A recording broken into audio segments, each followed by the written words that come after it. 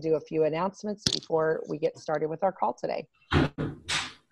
All right. Well, welcome everyone to the final Midday Cafe of 2019. We are grateful for you and for your participation in this online community. It helps us to stay connected, and we're so thankful that we can do this third Wednesday. So mark your calendars now for January 15th, 2020, so you can join us, and we'll be putting out some information so you know who our guest will be, but we're excited about today. Wanted to share with you just a few things that are happening. Some of them are actual on-site events, and then some of them you can participate in other ways. But Marcy Maderi is hosting some Enneagram panels in Loughrige, Illinois. And so she's doing it once a month on a Thursday. It was in our newsletter, but I'm going to post a link to that if you're interested in that Loughrige area.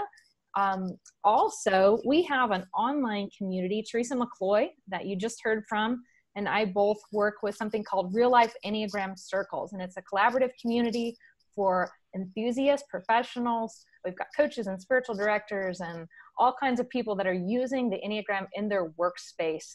And so if that is you, we'd love to have you check out Enneagram Circles and become a part of that community. Some great accreditations and trainings that are coming up in 2020. Jerry Wagner is doing trainings in March and June and July. I'll post his website for Enneagram Spectrum, but check out his robust training. And then Clare Loughrige, our president that is on the call today, is hosting her certification, Enneagram's Motions of the Soul, next year in June and October. Both are beautiful times to head to Historic Marshall, and the training is one you do not want to miss for your own personal work and then the work you do with others. And then we are excited as an IEA GLR board, yes, to be bringing one of the regional conferences that the IEA is propping up next year in the Chicago area. It is July 24th and 25th, and it's called Enneagram as a Verb. And you guys, the lineup already, even as we're waiting for open call for presenters, is extraordinary. We have Chris Hewards.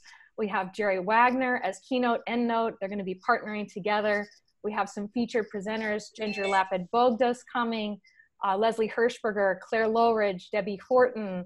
The list goes on. And Enneagram Prison Project is going to be part of that as well. We are thrilled.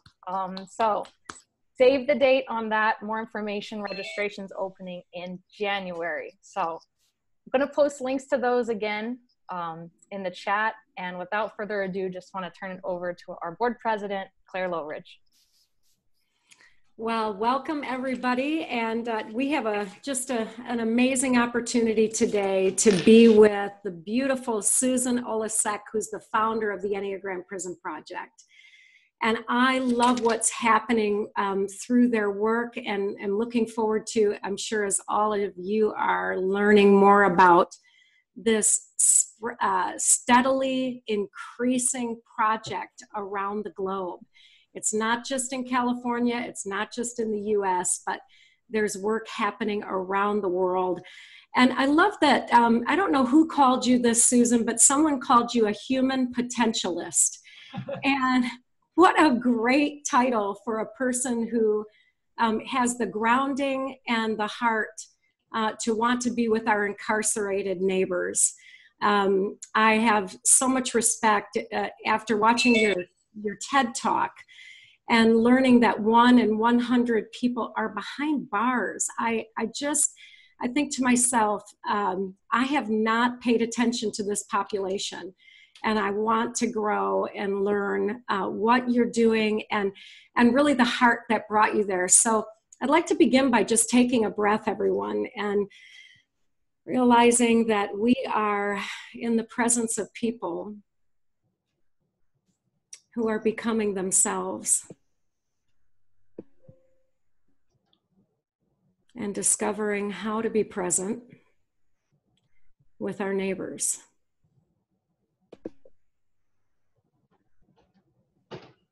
And so we're grateful for this breath, that at any time during this talk, we need to breathe. We know we can come back, we can come home. We can hear what is ours to hear and let go of anything that would be ill-fitting or heavy.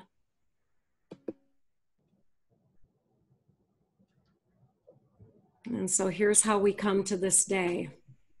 Breathing and present to hear from our friend who is a human potentialist.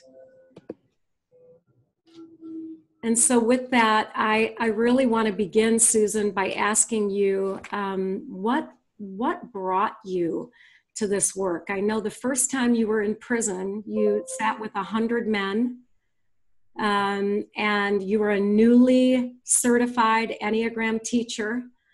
And I really wondered what that was like, and how did you get there? How did you end up in a Texas prison? What was going on in your own heart that brought you there? And so before you get into the work, could you tell us about what breaks your heart, or what activates you to be a human potentialist? Well, thank you, Claire, first of all, for having me and for sharing this community. And I am really delighted that we get to talk and that we get to just hang out. And I want to,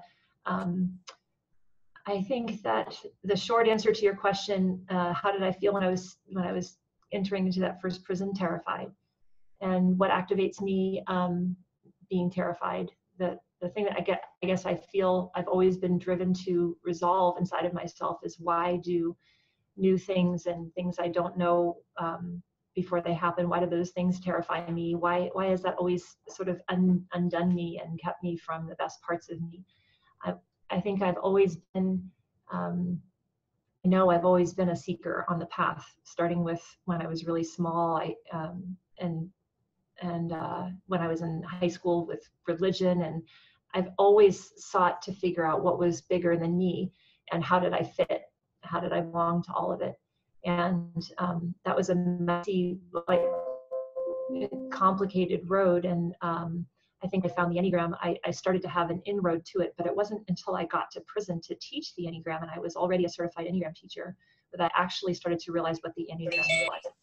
And I am a classic example of teach what we need to learn. And I really did not understand the depth and the gravity of the system that was in my hands. I learned the Enneagram by watching people take the words that were coming out of my mouth, my teaching, and apply it to themselves. And I witnessed a transformation that I was really longing to do inside of myself. I didn't know how.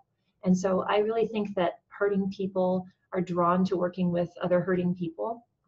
That's been very true for me in my experience, and also for all the people that I think are attracted to Enneagram Prison Project. We draw folks who have journeyed their own interior, or people who want to. And there's a whole continuum. So I think that I've talked about a lot of this in different places, and you mentioned the TED Talk, and that's like the crux of the whole project is outlined in that talk, where the early part of my childhood was a trauma where my mom took her life.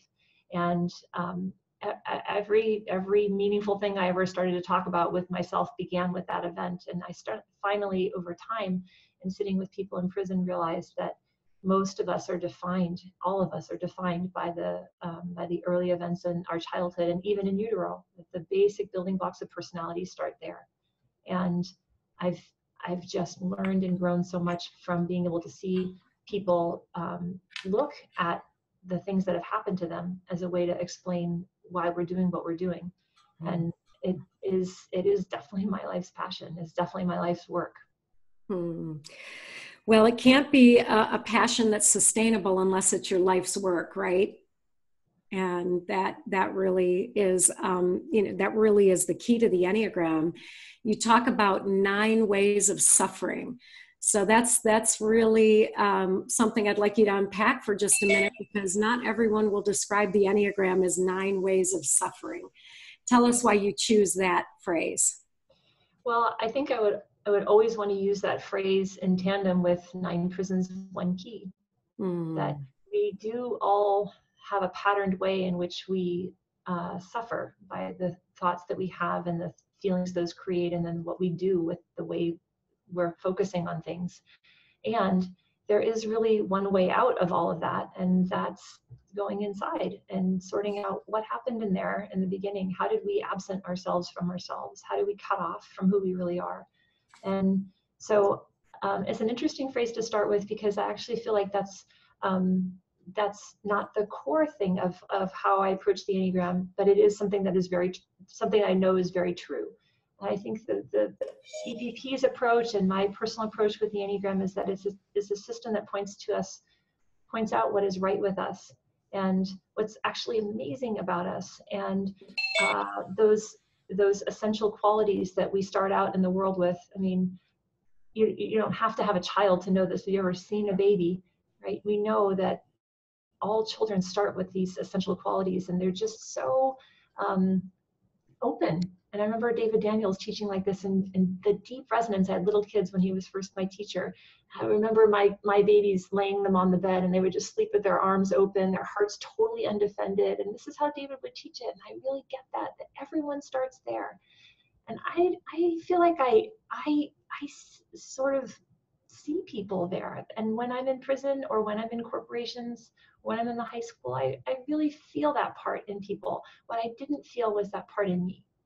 And so I think that the way that we come away from that is the things that happen to us. And that's not our fault. Because nobody would pick I wouldn't have picked, and I probably still, if I had a choice, wouldn't pick losing my mom in the way I did. But it did give me a very solid entry point to a profound disconnection from me. And that's been very useful for me it's driven my whole mission, to use a one word, my whole purpose in what I'm doing. Because I often say, I don't lead with this in corporations, but I say in prison, first class, first hour, I say, hey, I know suffering too. And I haven't done hard time, and I haven't had the lives you've lived, and you haven't had mine either. But pain is pain. And that I feel gives me cred. And I use it and as a way to say, I have worked some of these angles, and I know something about staying with myself, and I'm hoping that you will trust me, because that's real for me. Mm-hmm. Yeah, and 9 Prisons, 1 Key, Morally loved it. He's already written it in the chat.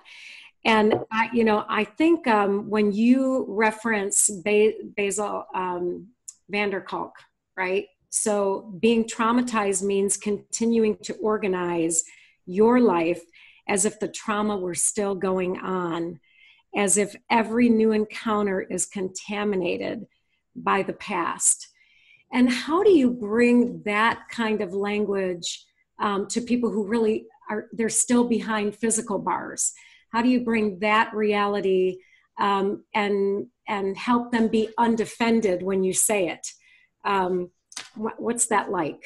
I love that you're bringing that quote in. And Bessel, his work is so profound. And every time I hear that quote, I get a little like I could cry. Because I did that to myself for a long, long time, and I can still. So to ask, I'll maybe go back to it by way of answering the last part of your question. How do we create a way where people will be willing to entertain that idea? I think the crux, the really important thing that we do inside the classroom, I do in any classroom where I teach, whether it's with youth, or whether it's with corporate executives, or in prison. The most important thing to establish, I think, is psychological and emotional safety.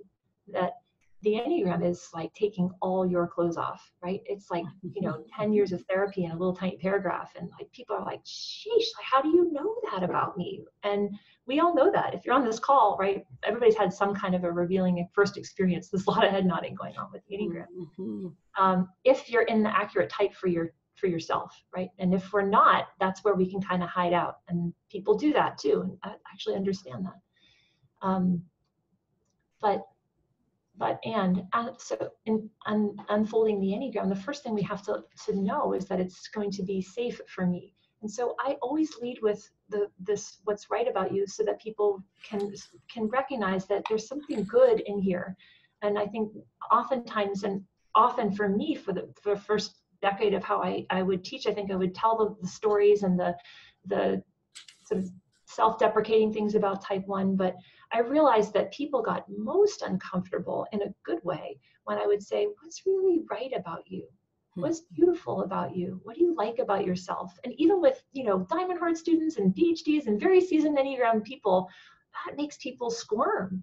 And I feel like that's a better place to squirm than the crappy stuff, because people will organically bring that. So the way we get people to feel safe is to let them know that we mean what we say, that the Enneagram is pointing us back to something that's inherently good. And Russ Hudson recently said it this way that I just love. And he says, your personality is an echo of something that started out good. I just love the sensory part of that. Like, I can kind of remember.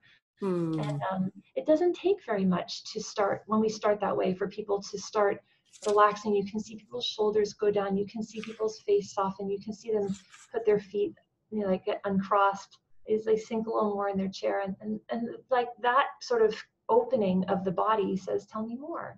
And I know if somebody is telling me what type they are, that I can see something good if I can keep that at the beginning of it.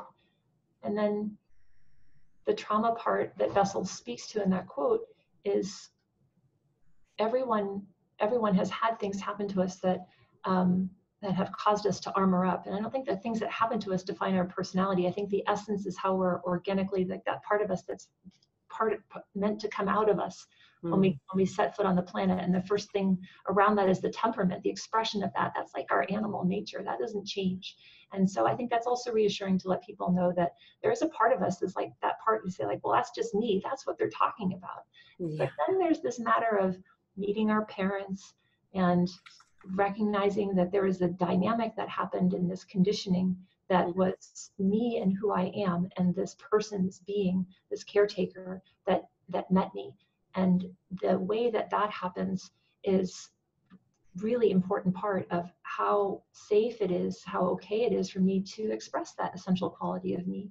And if I come out as I often use him, my sweet type 8 son who's 6'6", and his name is Quinn. He's all that type 8. He came on time, eyes open, I'm here, deal with me. Scream his head off. And he's always been like that.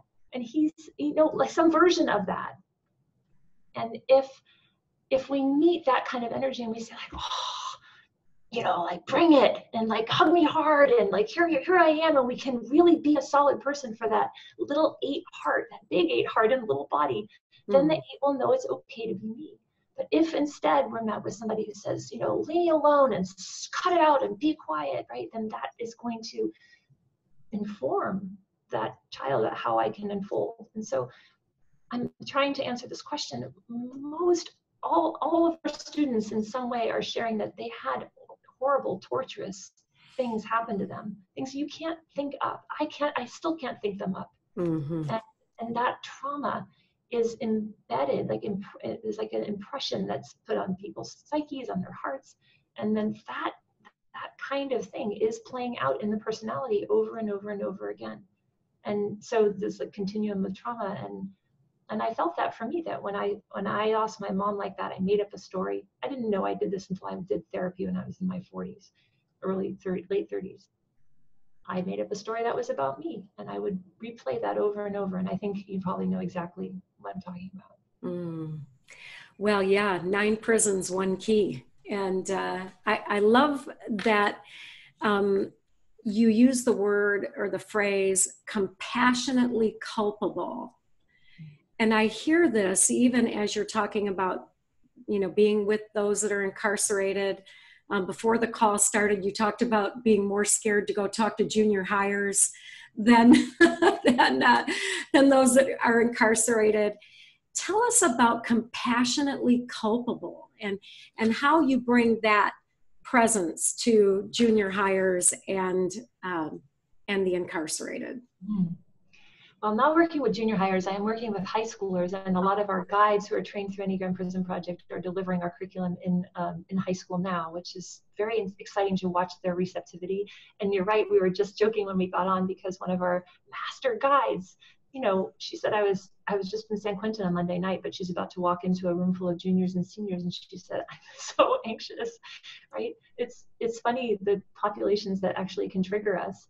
And I feel similar to this guide. She's a 6. I feel like when I'm on the inside, they're my people. That is very safe for me. And I'm not sure all of why that is, but I feel that there's such a hunger to be able to tell the truth and to be able to ourselves and to be able to use the Enneagram in a very real way. And I think on the outside, we have more to defend ourselves with, especially in high school. We're still in the process of like building up the ego and armoring ourselves up. So I think it's harder to develop that psychological and emotional safety on the outside than it is on the inside of an institution, because all of our students self-select into our class, and other folks, like, you know, if I get hired to do a corporate retreat, they are literally in prison. They have to go. They don't get a choice. And so I have more work to do to try to really insist that this Enneagram thing is going to show you about what's really good about you.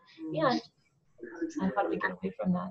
So the compassionately culpable part, I think that I'm a 1, right? So I have a very active inner critic. We all have an inner critic. And I can be quick to judge myself for not getting this sooner.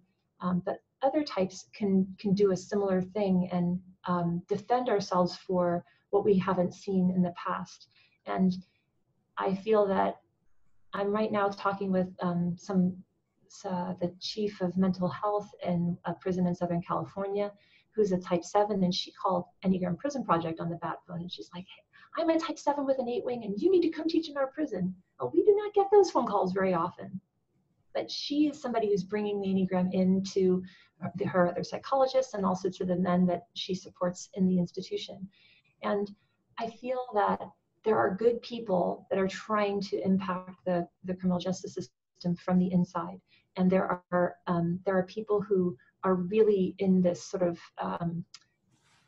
institutionalization that are, I'm not even talking about people who are incarcerated, I'm talking about people who have been in the administration. And there is a culpability by being part of a system and not being conscious to how I'm participating in it. And I'm not interested in throwing anybody under the bus. We all just wake up whenever we wake up to whatever parts of us that we can see. I'm not about standing on my soapbox with my finger up, although I could, right? After my own work, I could do that. I have done that. I'm saying, let's be honest about how did we get to the part that we're participating in, and how can we make a shift? How can I just be a little bit more open? And we really feel that the Enneagram needs to be taught on both sides of the bars, for the people that are locking people up, and that also the people that are running it from the inside, but not to be full of hate for ourselves when we recognize we can do better. We can be more caring. In the same way for high schoolers, that we're just barely like forming an ego so I can deal with all the girls who won't sit with me at lunch and all that, right? I'm not interested in more self-hatred. I think we've got that part down. So really one of our core values in Enneagram Prison Project and the work I do as a human potentialist is be kind. Can we stay loving to ourselves? And that part, I think, is so easily forgotten. You know, I would just say, here's some of what happens in me, and I don't know if it's happening to anybody else on the call right now. We're going to open it up to questions. And because I work with victims, and because I work with, I work in the Michigan Human Trafficking Task Force. So we are a victim-centered, evidence-based, trauma-informed community of 137 agencies who are seeking to not only inform and train, but then create wraparound services for survivors, for victims, for survivors. And when I hear about somebody who's working with the population that has created the pain that I work with, I'm brought back to something that Jim Martin from International Justice Mission said. Somebody said, hey, what does IJM do for the perpetrators? You guys are doing all this stuff for survivors of human trafficking, rescuing victims of human trafficking. What are you doing with the perpetrators? Because they're broken people too. And Jim said, that's not our job, but that's a really good job for someone to take on. But that's not our job. So even when I listen to you, you know, I know that there's a part of me that is armored up and angry at those that have inflicted violence on the people that I'm working with. And so I feel a little bit, I feel a little disoriented at the moment, even in attempting to open up compassionately for those that have inflicted the violence on the people that I work with. How would you talk to someone like me? If 1 in 3 females is violated before, the age of 18, and 1 in 6 males, whatever the percentages are, how do you work with those of us who are aware of the pain of victims in developing compassion for those that have been the violent people, even though they were also in pain as children? How do you help someone like me? Well, first of all, I want to just really acknowledge that it's such a courageous question, and that shows me a lot about you, that you have the internal holding to be able to be that vulnerable. And I think that you speak for a lot of people that don't have the courage to ask me that question. So I'm happy you did. And I would say that hurting people hurt people. And the thing I know to be true is that, and I know this because one of the really key assignments that we give to our students in our 8-module program, and sometimes that's 8 weeks, sometimes 10, 12, or 20 weeks, depends on the institution, is to write a biography in the third person. And we know this assignment because it comes right out of the Wisdom of the Enneagram book, which is our text of choice. And when people write about their early childhood, we give them prompts, and some of them we've learned from Bessel van der Kolk, whose work we already talked about. And we sort of like an intake of, what happened to you when you were growing up? Who did the laundry, and who took you to school? Who tucked you in at night? Who showed up to your games? How was trauma handled? How did people handle really big, difficult experiences? Did anyone die? Did someone go to prison? We ask all these kinds of questions. They don't have to answer everything, but we invite them. And sometimes people turn in 20 and 30 and even 50 pages handwritten in their biographies, because they finally see this is a place to be seen. This is a place to be heard. And this is where I mentioned you can't think up the things that people share. And I have one student and he's been in for nearly 30, well, just a little over 30 years. And he's a type 9. And he shared in his biography that his mother was a prostitute, and she was mostly on drugs. And she would turn tricks in front of him in the house. And there were people in and out. It was like it was just a lot of sex trafficking going on all over the place. And this was his childhood.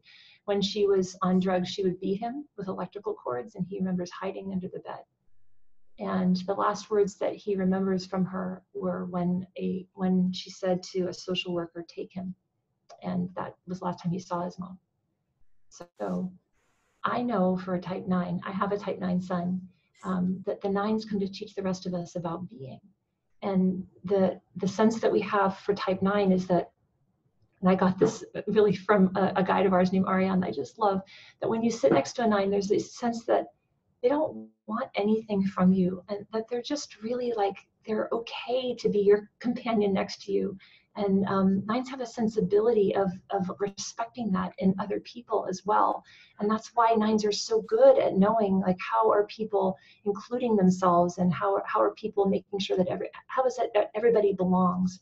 And very awake 9s will be very present to how they can use this capacity to diplomatically include and bring more people around. They have such a sensibility about that. That's why 9s are quiet. That's why 9 seems withdrawn, and they do withdraw to be able to like regulate and like make room for this extraordinary capacity to feel the others. And I know that, and it took me a long time to get that in my body. I didn't know that when I set foot in prison. I knew like sloth, defense mechanism, like I just had a list of characteristics. I didn't really get the essence of the 9, but I do through my son and through the other 9s that I know and love.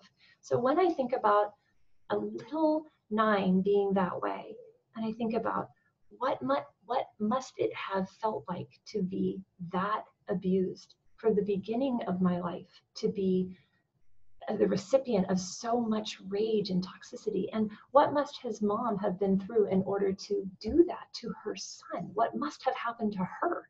It is like, it's devastating, and it's so sad. And often I read these biographies with a cup of tea and just crying, right? And I can't read them all at once sometimes. This biography is just the one that's coming up to me as I'm listening to you. And so when I hear what you're saying, you're experiencing people on the other side of that child who then grew up and acted out his rage at his life on, other women, because mother hatred is real. And he had that issue. And the brain that was forming, like neglect, I'm not even talking about abuse, is when the brain doesn't get what the brain is expecting. Mm-hmm. And abuse means that those receptors in our brain, they shut down. Like, we literally don't develop the neural pathways. We need to have a healthy brain so that the front of our brain, so that we can regulate ourselves, so that we can stay connected, so that we can have consciousness. Those things, it's not to excuse the act that he later did. It's to understand that the thing that he needed, that he deserved to be able to be a high functioning person, didn't happen for him. So later, when he murdered and raped a woman, that it makes sense to me. It's not that I'm excusing it, but it's logical. It's actually like a recipe when we see what happened to children. And I think, I'm not great at the exact quote, but Gabor Mate, whose work we also really adore, says, like, we're very quick to have compassion for children, but we forget that the adult standing in front of us was once a child who had these things that were in their experience as well. So I think that it's really important always to come back to these questions and to recognize that this echo of something good is sometimes a very distant echo. And it would be really hard to kind of connect those dots up. So I think that it's a long answer, Claire, to your question. The most important thing is acceptance, and the acceptance of, can I just accept myself for this part of me that feels no acceptance of the people that you're talking about? Like, can you be compassionate to that part? Because one of my favorite authors is Sherry Uber. And, I know Sherry knows, I don't know her personally, I've never met her, but I know she knows the Enneagram, but her books are not about the Enneagram, but they are. And right now our men in San Quentin are reading this book, There's Nothing Wrong with You. And in it, she says in her cute font with her little pictures, everything outside of us is an aspect of ourselves. And when I first heard that, I was like, whoa. And I really started to think about that. And then the next line she writes, everything. And so I know that the part of me that is unwilling to accept somebody in front of me is really just my own reflection.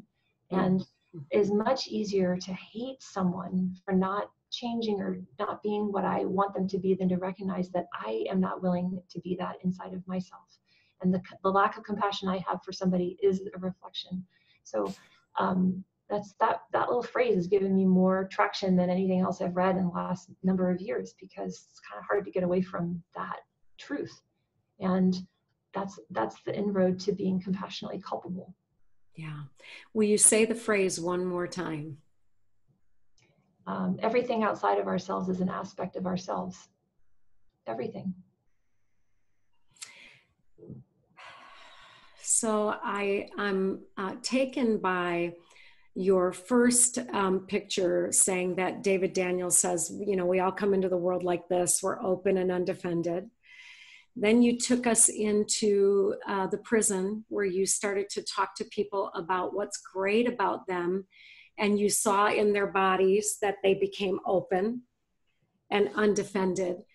And I don't know who said it. I think it might have been Erica before we started, that, your presence actually helped bring her peace. And so, these are examples of the mirror neurons that when we present ourselves and we bring the message of the Enneagram in a way that is compassionate, in a way that doesn't see someone as other than, then we have a way that we're actually opening people to receive their greatness by letting them see it in our faces. And we're seeing that in you today, Susan. It's beautiful. It's really beautiful. Somebody asked a question about addiction, and I want you to just maybe unmute yourself. I think that may have been Lori. Would you like to unmute yourself and ask Susan your question? It was just a wondering, as if pain is pain, and this is what the incarcerated men and women are experiencing, I was just wondering if that has been used for addiction directly, you know, through AA or...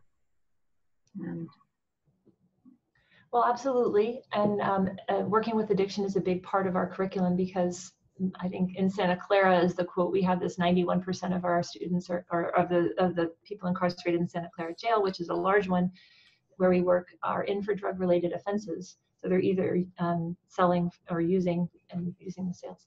And so Gabor Mate's work really spoke to us, because he is an expert in addiction. He's a Canadian-Hungarian physician that works out of Canada and out of Vancouver. And he understands that an addict's attempt to solve the problem is not really the problem. It's like they're trying to get out of the pain of their childhood. So it is, again, just an extension. Our first addiction is to our personality.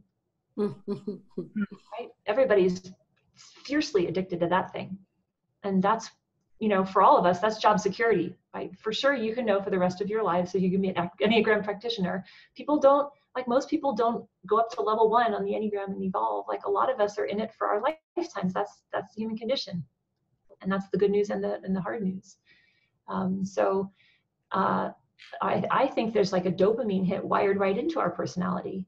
That when I'm anxious, I clean. And, you know, I'm not really happy about that, but I you know, type 1 is like comes to teach the rest of us about the ideal and how things could be. That's in us. That's our essence. That's our gift, our jewel. And when things are not that way, there's a jarring feeling, a heartbreak about that. That was a nice question in the very beginning. What's your heartbreak? My heartbreak is when things are not as they could be, and I know they could be that way. And the serenity prayer is like the wisdom to tell the difference between when is it that way and what's mine to change and what's mine to accept. And that's the one's journey.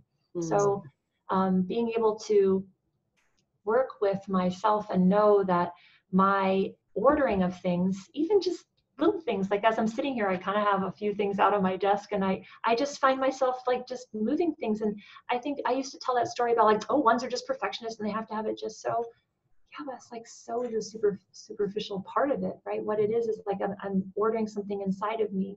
When I lost my mom, I would organize all my stuffed animals on my bed, that something could be constant and steady instead of the chaos that was in my heart, right? The heartbreak. So our first dopamine hit is the thing that takes the edge off. And if I'm a type 3, it's, you know, I want you to know that I was the best, even if I'm a self-pres 3 and I have a vanity for no vanity, but I still want you to know. And I'm looking to see when you notice, right? And I could go through all 9 of these types. So could you do that? Go through all 9? Probably.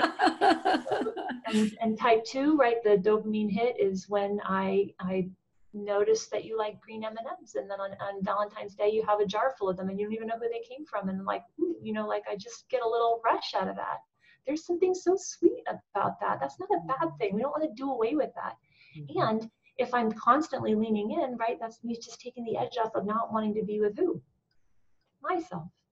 And if I did 3, if I'm a type 4, the dopamine hit is when I am, you know, in something that's deep, something that's meaningful.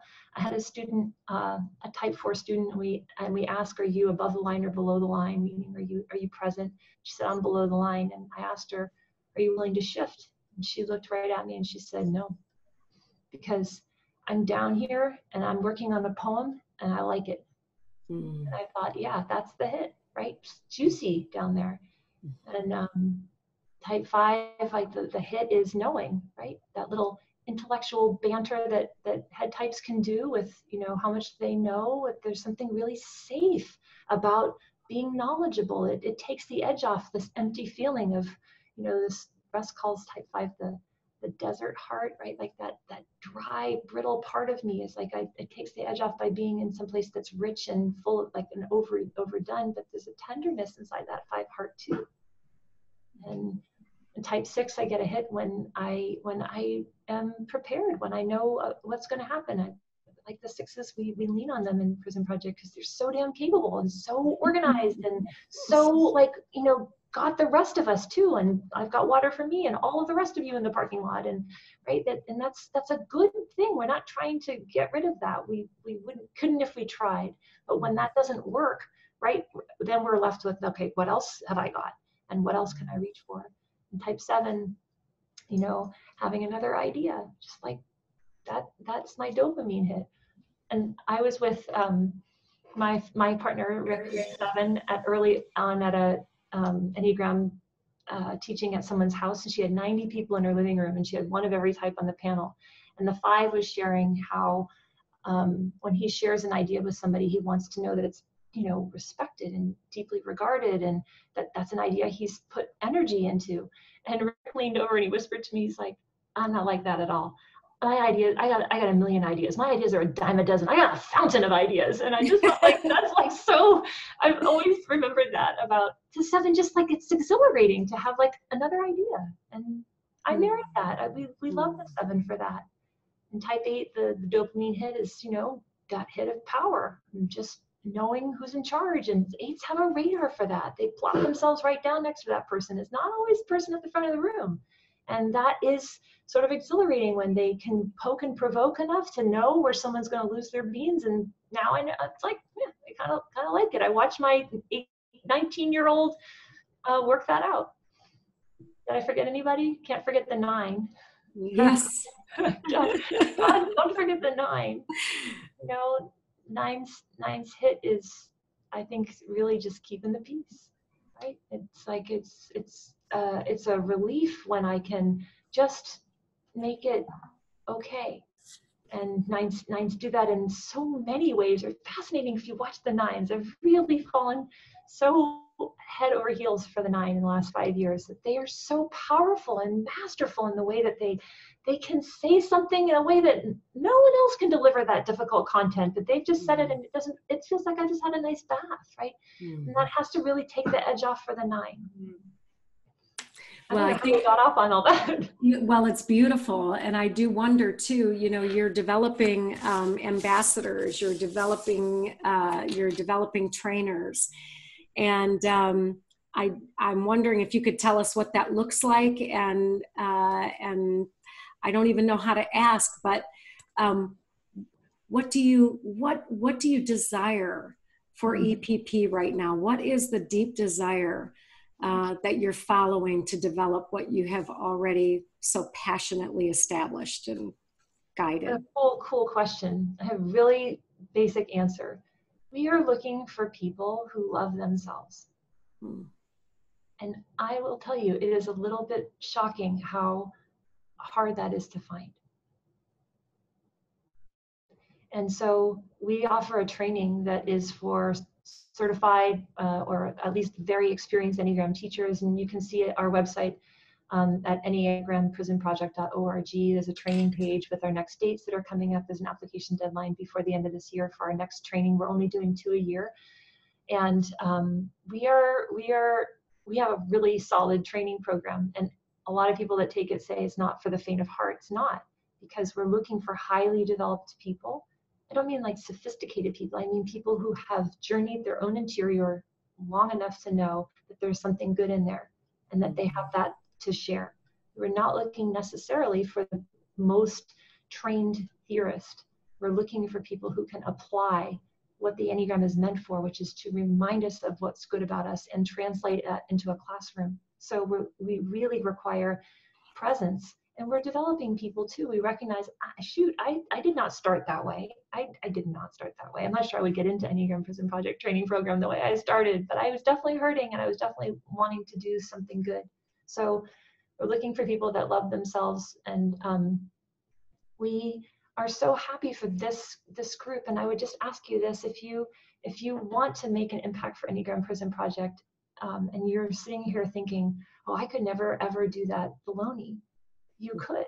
If it's stirring in your heart, it's because there's something about you that wants to be part of that. We have created, just sort of inadvertently, a really beautiful community of like-hearted people, and we really are operating with these principles of just loving one another and starting with ourselves. So we're looking for guides, and we're looking for people who have time, talent, and treasure that can come in and be part of the project. It may not be that teaching is your thing or you're finishing up your credential. We partner with the Narrative Enneagram and Enneagram Institute and other certified Enneagram schools under the IEA, because we're not teaching the basic Enneagram. We rely on those partnering schools to do that work, and they are wonderful partners. And then we take those folks and we really teach our approach, our philosophy, and we spend a lot of time on addiction and how that's really impacting a lot of early childhood development things. Some of the things I've touched on in this hour.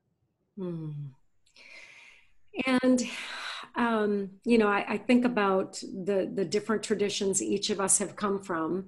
Not only the Enneagram framework, but our own faith framework. And I wonder how you could guide each of us, although we come from very different places, in a way to touch into presence and give us a way to let go of this call and let remain what is to remain.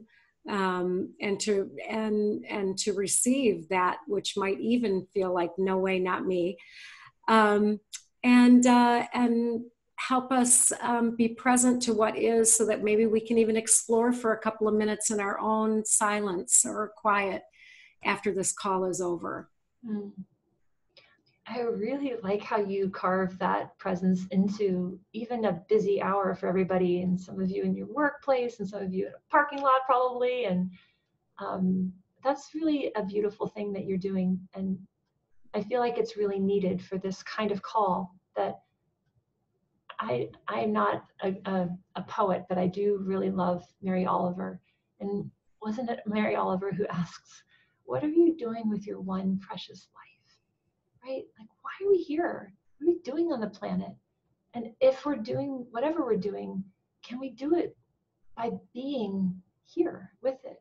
So I just really want to, with a lot of gratitude for you taking time out of your life to drop into this community and this time to think about what's the Enneagram doing in my life and what am I doing with it and how am I present to it. That I feel like all of us are really here for some very important work on the planet. And of course, that's my type 1 bias. We're here because there's something on our hearts that wants to manifest. And I don't know what that is for everybody. I'm quite clear that I'm doing my life's work and I know my purpose, but each day to day is a little murky. And so I would just really encourage everyone to, yes, take a pause, even just 5 minutes after this call, and we would be delighted if you wrote to Susan at EnneagramPrisonProject.org and let us know what's stirring for you. And also, I know that a quote I hear Russ Hudson quote Gurdjieff saying, "It's not just difficult to do the work by ourselves; it's impossible." So don't go be a silo. I'm good at that. Don't go just click off and not talk to anybody. Reach out to somebody, especially within this IEA chapter, and say what this was for you. We have a huge presence in Minnesota right now. There's solid work going on in one prison, and there's a demand for more, and we're trying to find our way into grant writing and how to articulate this to more guides and to get the funding squared away. And we know we need more people. So please don't be a stranger. Well, with that, we're going to say, Susan, go live your wild and wonderful life. And thank you for living it with us for these few minutes. And we'll just see what comes of this very little, moment in time. And we thank you, everybody. Thank you so much. Thank you for your wonderful reception, and see you soon. Bye, everybody. Bless your holidays. We'll see you in January.